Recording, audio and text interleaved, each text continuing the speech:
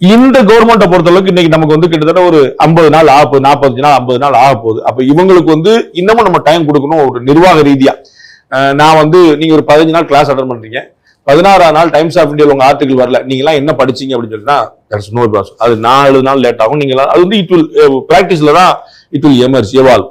அப்ப நம்ம வந்து அந்த டயத்தை நம்ம வந்து புரிஞ்சுக்கணும்.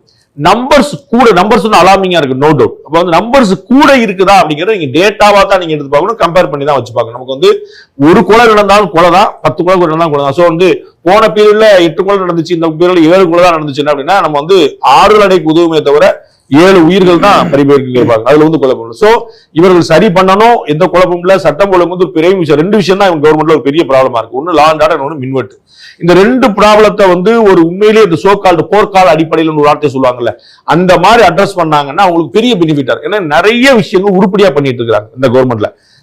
அசம்பிளியோட ஆக்டிவிட்டிஸ் வந்து லைவ் பண்ணணும்னு ஜெயலலிதா ஆட்சி காலத்துல இருந்து விஜயகாந்த் வந்து ஒரு கேஸ் போட்டிருந்தார். அப்ப இருந்து ஓடிட்டு இருக்கு. விஜயகாந்த் சாருடைய கேஸ் இருக்கு. அவர் இறந்துட்டனால அவர் இல்ல, வேற ஒருத்தர் சட்டமன்றத்துல நேரடியில் ஒளிபரப்பு ஒரு கேஸே இருக்கு. அது வந்து கிட்டத்தட்ட அட்லீஸ்ட் ஒரு 10-12 வருஷத்துக்கு மேல இருக்கு. இந்த கவர்மெண்ட் பண்ணிட்டாங்க. இன்னைக்கு ஃபுல்லா நிகழ்ச்சி முடிஞ்சு நன்றி சார் நாளை காலையில் 9 மணிக்கு பார்ப்போங்கிற வரைக்கும் லைவ்ல போச்சு.